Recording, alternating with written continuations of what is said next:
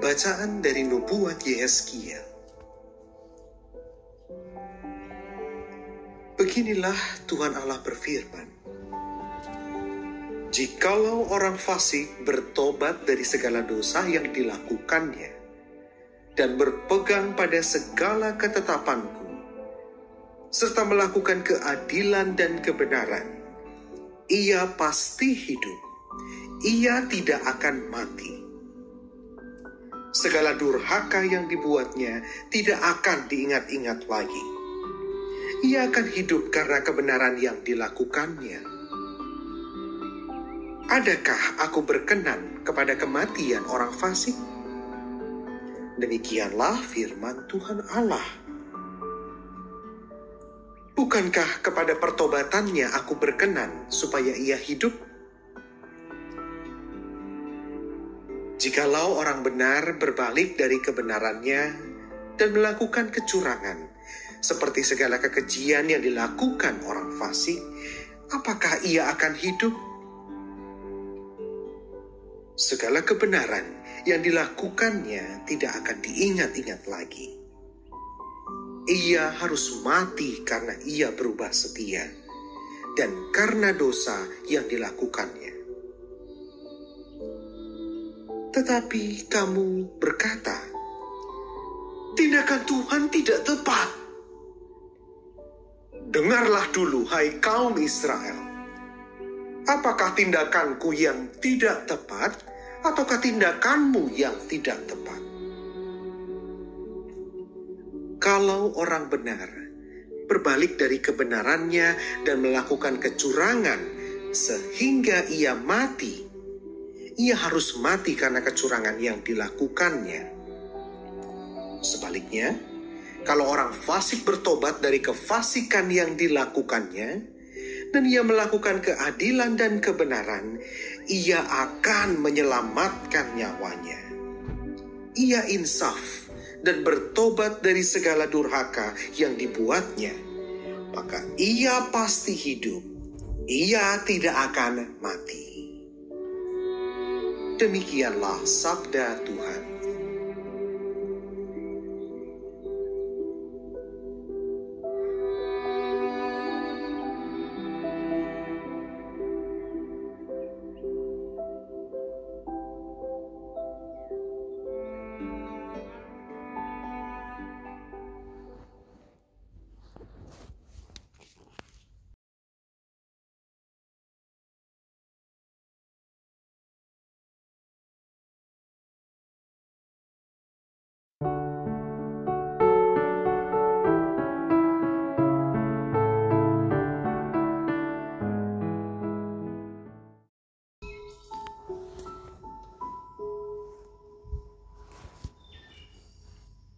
Inilah Injil suci menurut Matius. Dalam khotbah di bukit, berkatalah Yesus kepada murid-muridnya, jika hidup keagamaanmu tidak lebih benar daripada hidup keagamaan ahli-ahli Taurat dan orang-orang Farisi, kalian tidak akan masuk ke dalam kerajaan surga. Kalian telah mendengar apa yang difirmankan kepada nenek moyang kita. Jangan membunuh. Siapa yang membunuh harus dihukum. Tetapi aku berkata kepadamu, setiap orang yang marah terhadap saudaranya harus dihukum. Barang siapa berkata kepada saudaranya, kafir, harus dihadapkan ke mahkamah agama. Dan siapa yang berkata jahil, harus diserahkan ke dalam neraka yang menyala-nyala. Sebab itu, jika engkau mempersembahkan persembahan di atas mezbah, dan engkau teringat akan sesuatu yang ada dalam hati saudaramu terhadap engkau, tinggalkanlah persembahan di depan mezbah itu. dan pergilah berdamai dahulu dengan saudaramu, lalu kembali untuk mempersembahkan persembahan itu.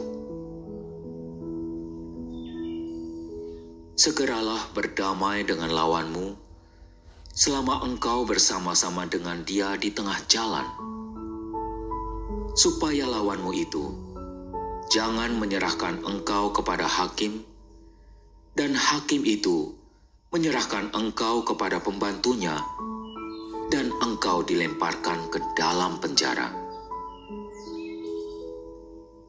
Aku berkata kepadamu, sesungguhnya engkau tidak akan keluar dari sana sebelum engkau membayar hutangmu sampai lunas.